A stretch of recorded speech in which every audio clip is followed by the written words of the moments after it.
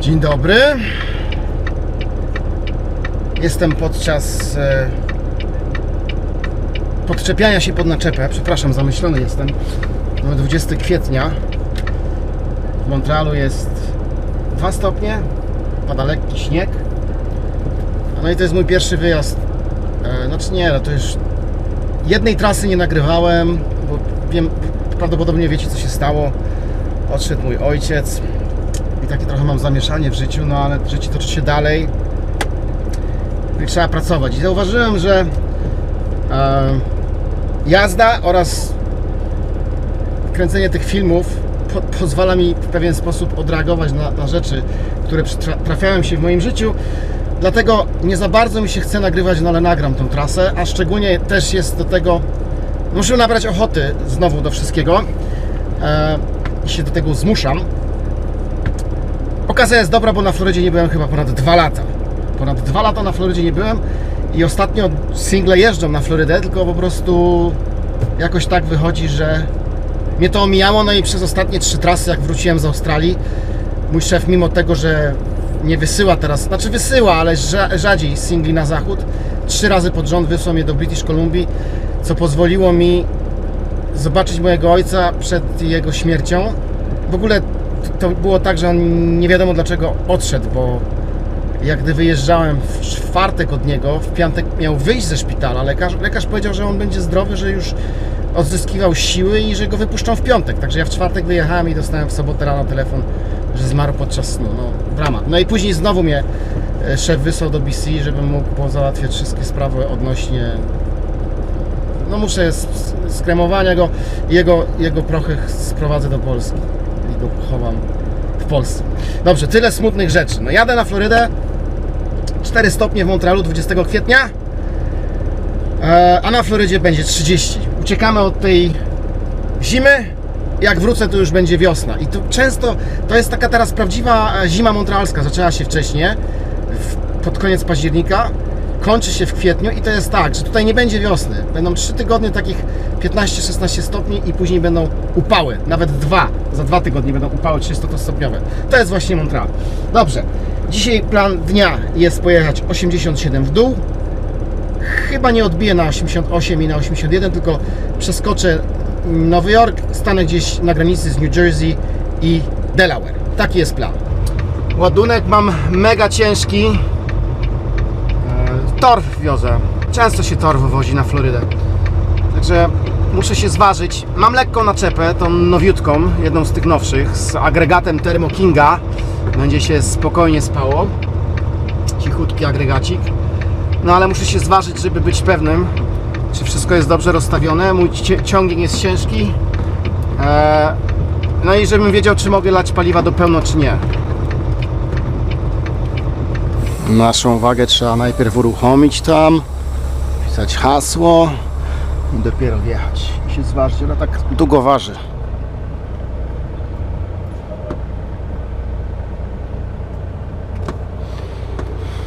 I będę sobie każdą wartość zapisywał. No, długo waży.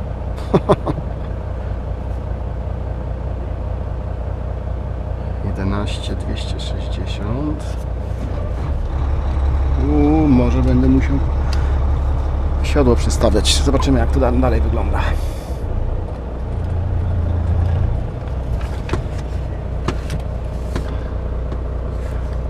Tutaj się liczy, ile będzie. Musi być mniej niż 34 000.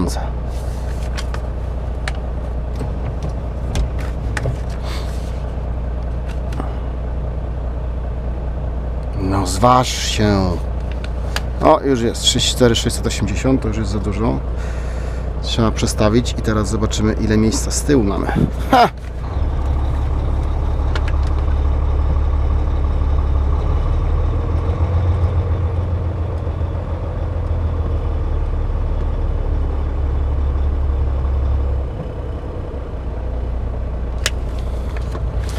Żeby tak było z 32. Ale na pewno nie będzie.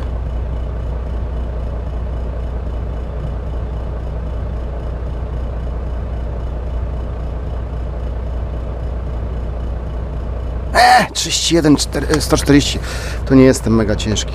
31, 140 to jestem ok. Będę mógł lać paliwa do pełna. To nawet ile ja ważę? 5, 6, 77 tysięcy funtów. Elegancko. Wyjazd z bazy już znacie. Nie lubię od tej strony wyjeżdżać, ale o tej porze jeszcze nie ma dużego ruchu. Bardziej po południu jest problem. Ja wyjeżdżam w piątek rano, mam zrzutkę na poniedziałek rano. Teoretycznie mógłbym dopiero wyjechać pod wieczór i ujechać tylko dzisiaj 3-4 godzinki, żeby jutro i w niedzielę dojechać tam na legalu, ale mam plan. Z tego względu, że mam teraz rower, z tego względu, że jadę do Fort Pierce. To jest jakieś 100 km wyżej od Miami, ale Fort Pierce jest blisko oceanu, więc na piechotę by było daleko, ale na rowerku będzie szybko pojechać sobie nad ocean, więc dojadę tam, nie wiem, dzisiaj cały dzień, jutro cały dzień, w niedzielę, nie wiem, tak o 1, 2 po południu i całe popołudnie aż do wieczoru pójdę sobie nad ocean. A co? No, jeszcze zadzwonię tak gdzieś około 11 do firmy, gdzie mam rozładunek, czy mogę tam traka postawić. Bo wiecie, że teraz ilogiem to jest bardzo istotne, żeby na przykład zacząć tam dzień, jak nie, bo to będzie tak, że jak pójdę spać na trackstopie, no to muszę, żeby rozładować, muszę ruszyć tacho i już ruszam dzień, 14 godzin. No to bardzo szybko uciekam. A zlecenia nie wychodzą tak, nie dostanę informacji o załadunku, przypuszczam do 11-12, a załaduje się na przykład pod wieczór, w poniedziałek, nie? To będzie mi zależało na tym, żeby jak najpóźniej ruszyć się. Jeżeli jest możliwość spania w miejscu rozładunku, to tak zrobię. Jeśli nie, no to trudno. No to pojadę wtedy na rozładunek tak, bo tam jest first come, first serve, czyli kto pierwszy, ten lepszy. Od 8 do 2 po południu, czy tam 3 po południu, no to pojadę tak o 10 rozładować rano. Bo wiem, że jak o 10 zacznę dzień, to i tak nie będzie mi się chciało jechać dalej niż do północy, tak? No, takie małe sztuczki teraz będzie trzeba pilnować. Dobrze, sprawdzić jeszcze muszę, tak, karty paliwowe są. To jest, klucze są, głowa też jest chyba, mam nadzieję. I lecimy. Koniec gadania. Już tak sądzę, że w okolicach Nowego Jorku będzie dosyć cieplej, bo w Montrealu ma już jutro być 15 stopni. Ale tutaj zawsze jest problem. Zawsze. Nigdy nikt nie zostawia miejsca, żeby przejechać. I się robi tak zwany gridlock.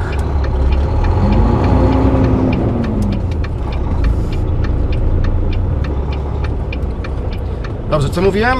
Aha, że w Nowym Jorku już powinno być ciepło dzisiaj. Tak 15 stopni i tak fala ciepła już mnie dogoni za Waszyngtonem. Tam już będzie... Wziąłem dużo krótkich spodenek. No po prostu jadę do lata. Tutaj coś źle pomyślałem.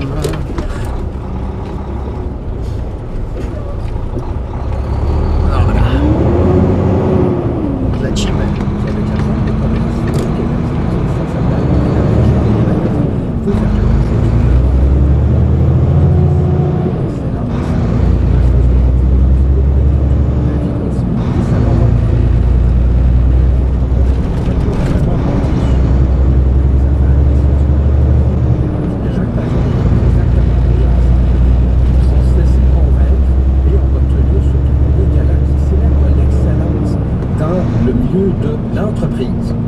Il y a beaucoup de galas régionaux un peu tout partout. Les Mercuriades. Naprawili mi agregat, bo agregat mi się zepsuł. Po prostu potrzebował serwisu, tak? Filtr paliwa już był pełny, olej był do wymiany. No i jak filtr paliwa był pełny, no to już wyłączał się, tak? Więc naprawili mi agregat, ale nie mieli czasu wziąć go na warsztat.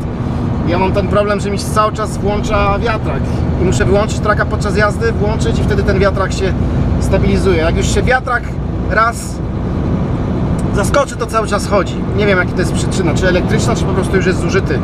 To jednak sprzęt, który ma 1 200 000, 1 300 000 niedługo. Także to jest taki mały problem, ale poza tym trak jest wyśmienity. O, tu były światła i je zlikwidowali. I wróciło tak jak było, do stopu. Śmiesznie.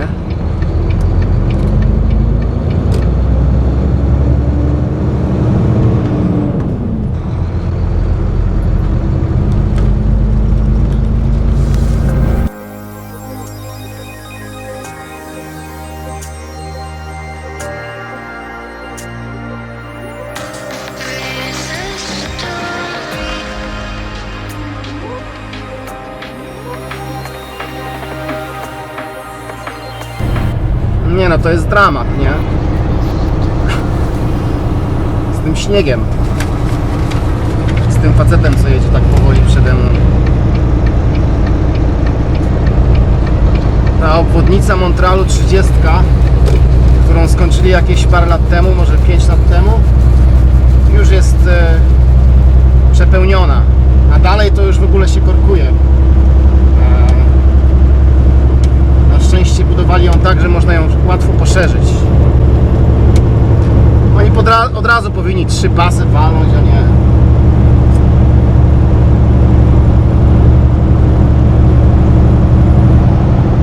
A nawigacja zawsze mi pokazuje 3 różne opcje. Ale i tak nie pokazuje tą, którą chcę jechać. I z reguły to się jedzie do Nowego Jorku, na Florydę przez Nowy Jork 95 cały czas w dół. Jest najkrócej, ale tam jest dużo opłat drogowych i dużo dużych miast, korki.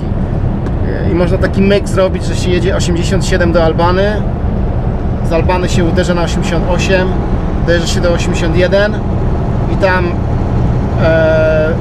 tam można jechać aż do 77 na Charlotte później i wylądować gdzieś tam dalej na 95, ale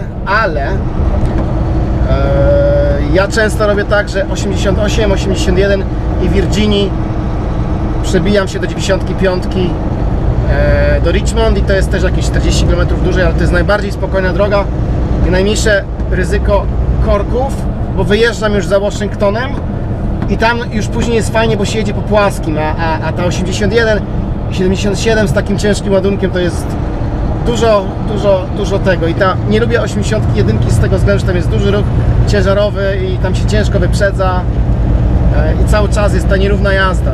Jak jestem lekki, to tam lubię jechać, ale jak jestem ciężki, to nie. Dobrze, to powiedziawszy, zasuwamy.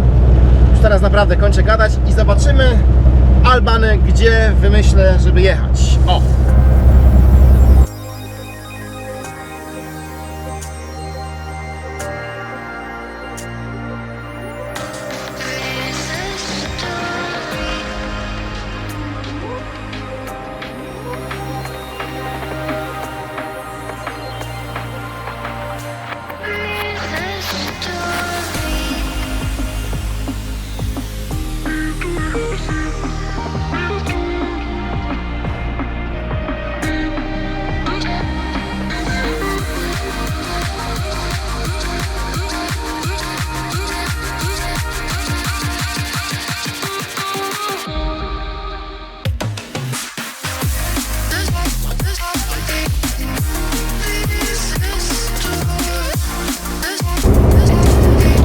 Jedziemy podziwiając jeszcze to, można powiedzieć, zimowe widoki, bo o tej porze 20 kwietnia w Adirondackach białe wierzchołki naprawdę to jest rzadkość, ale jak będę wracał już będzie naprawdę, przypuszczam, że wrócę już do wiosny pełną gębą. No, a dzisiaj może już nawet będę w strefie ciepła. Muszę zobaczyć pogodę. I Alan jedzie z naprzeciwka. On wraca z Florydy. Nie wiem, czy się spotkamy, czy nie. Może tylko pomachamy ręką. Tak, gdzieś przed Albany się będziemy mijać. To nawet nie wiadomo, czy będzie czy będzie widać, bo tutaj jest pełno drzew na drodze, nie? Zobaczymy. Ta 87 od Plattsburgh do Lake George jest bardzo malowniczą autostradą. I tutaj nie ma jest taka strefa, że jest zakaz reklam, tylko znaki drogowe. I to dodaje uroku, bo te reklamy by no, trochę zasyfiały krajobraz, prawda? A tutaj jest taki długi odcinek, bez reklam.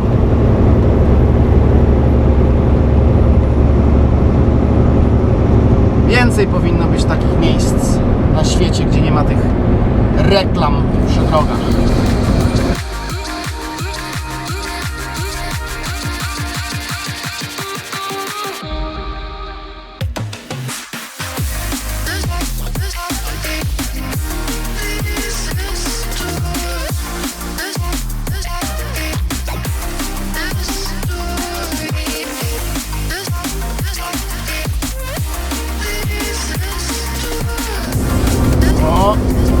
Inspekcja pracuje. W Nowym Jorku niby nie ma wag stałych. Znaczy są i nie są, ale oni jak mają akcję, to potrafią zatrzymywać, przeglądy robić.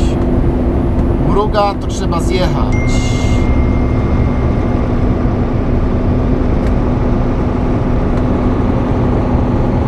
I albo nas ściągną na bok, albo nie. Zależy, czy ma już ryby w sieci złapane, czy nie.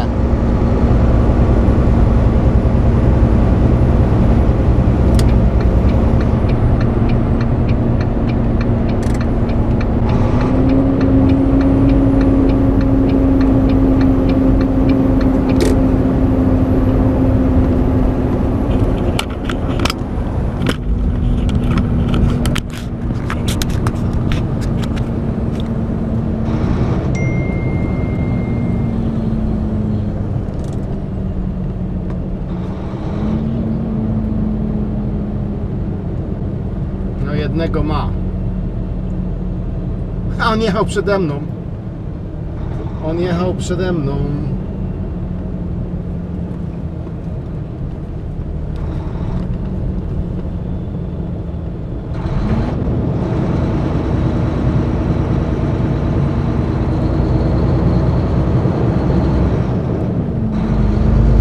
Także my tylko przejedziemy i wracamy na autostradę.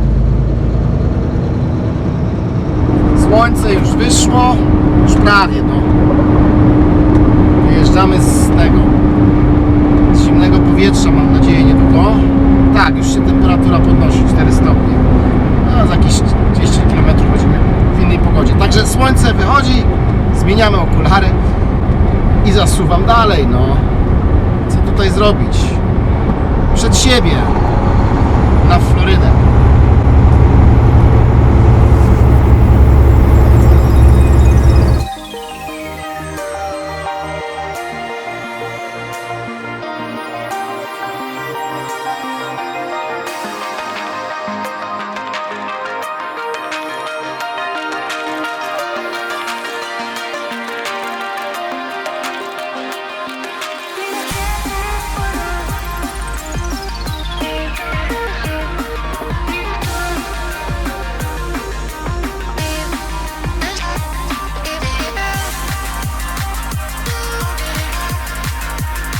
Alan ma napięty grafik.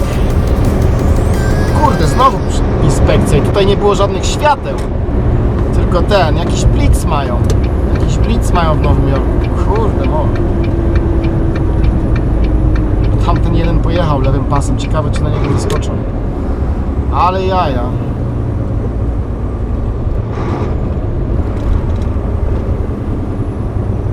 No, i to nie była oficjalna waga, to jest normalna rest area. I po prostu robią sobie łapanki tak zwane. Ale widzę, że znowu mają ryby złapane. To będziemy tylko sobie przelecimy przez resterię i jedziemy dalej. I chyba pojadę na 81. A tam bardziej znam parkingi. A dzisiaj przeglądy mechaniczne robią.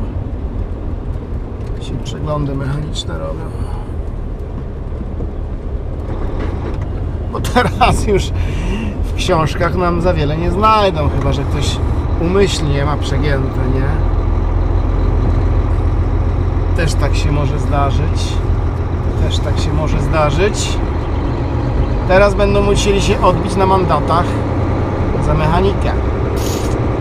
Taka jest prawda.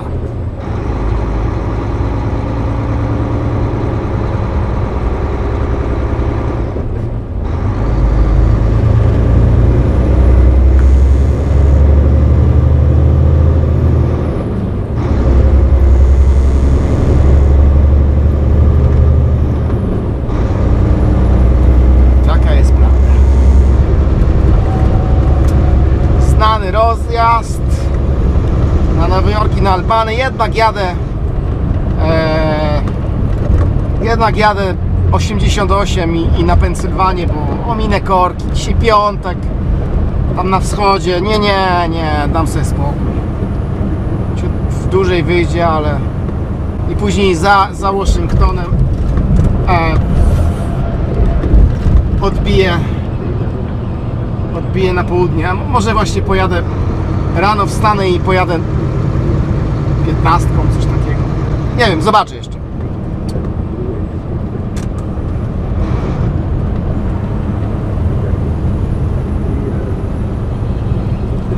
Tutaj weźmiemy bilecik, oddamy go na wyjeździe i nic nie zapłacimy. W Nowym Jorku stopniowo likwidują te punkty poboru opłat i robią z nich elektroniczne. W Massachusetts już jest wszystko elektroniczne. Uwaga, zjeżdżamy kamerą w dół.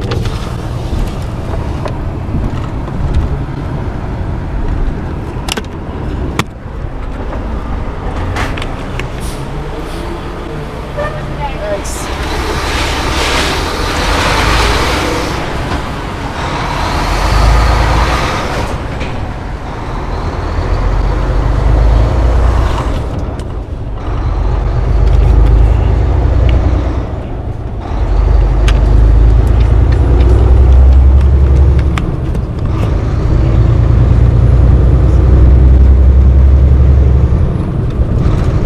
Autostrada dzisiaj będzie między Nowym Jorkiem a Filadelfią, na pewno będzie ten turnpike zawalony. Chociaż tam już teraz jest dosyć daleko, 6 pasów, nie?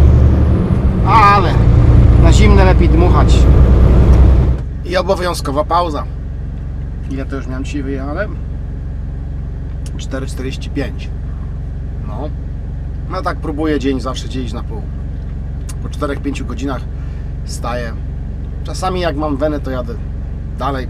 Ale ta autostrada 88 w Nowym Jorku ma to do siebie, że jest, no, dla samochodów jest w dobrym stanie, a dla ciężarowych jest w fatalnym stanie. Jest betonowa, już się robi taka patatajka i strasznie tutaj boli kręgosłup, jak się jedzie. I rzuca, i w ogóle dzisiaj wieje też. Trochę się rozjaśniło na chwilę, a teraz znowu pochmurnie i zimno. Nie wiem, kiedy ja dojadę. Ile mi jeszcze tej pauzy zostało? 10 minut, 11 minut, dobrze.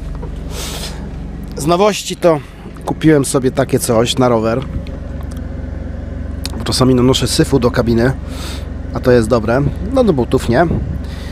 I mam w planie też sobie kupić takie chodniki. Tutaj jeden chodnik, drugi chodnik, żeby tutaj już było tak miło. Bo tu jest dobrze z wykładziną, a tutaj sobie po prostu dwie wykładziny. Dwa chodniczki takie miłe. Strzelę i będzie fajnie. Kolega mój tak ma, dlatego mi się to spodobało. Jak odwiedziłem jego traka, Volvo też.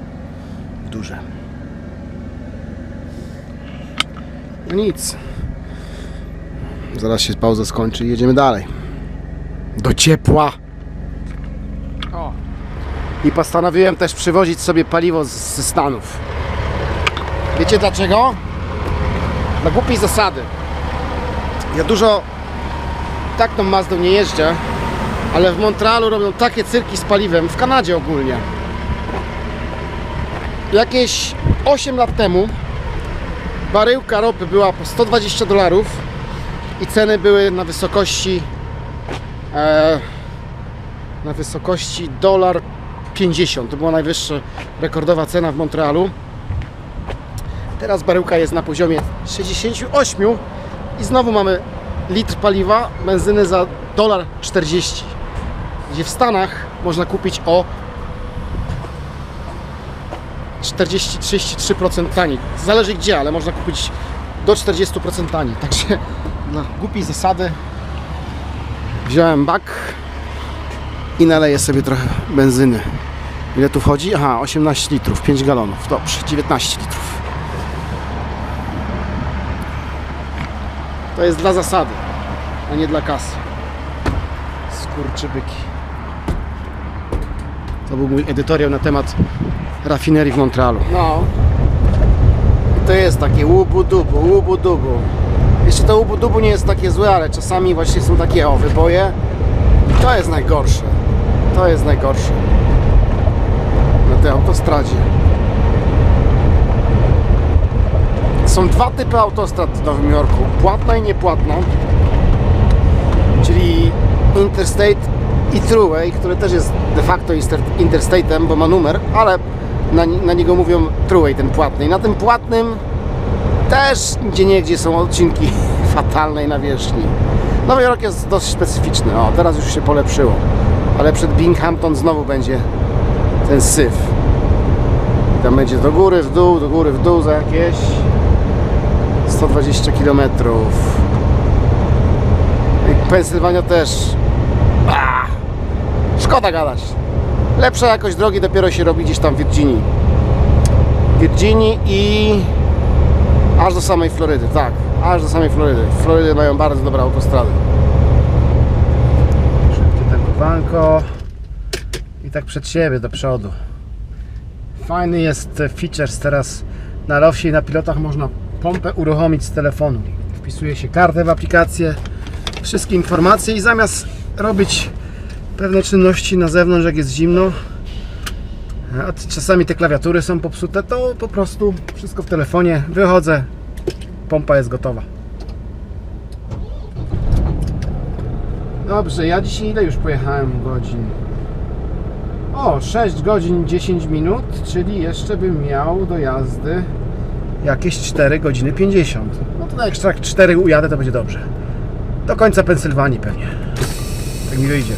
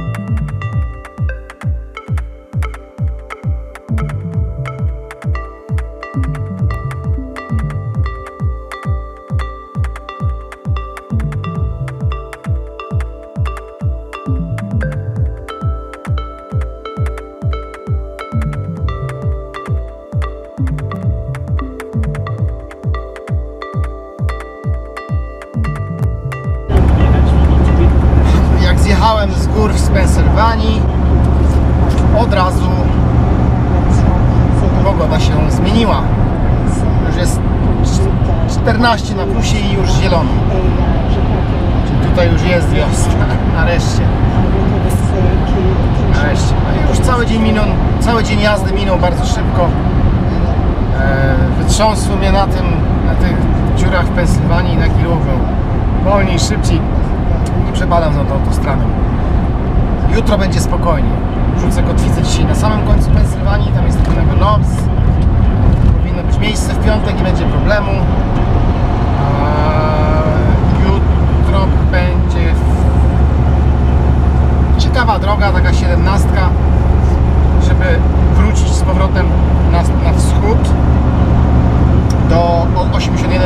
5 i później już prawie po płaskim między lasami przez Karolinę. Najpierw północną, później południową. Jeszcze nie jestem pewny, gdzie mi wyjdzie spać. Czy to będzie południowa Karolina, czy początek Georgii. Zobaczymy jutro.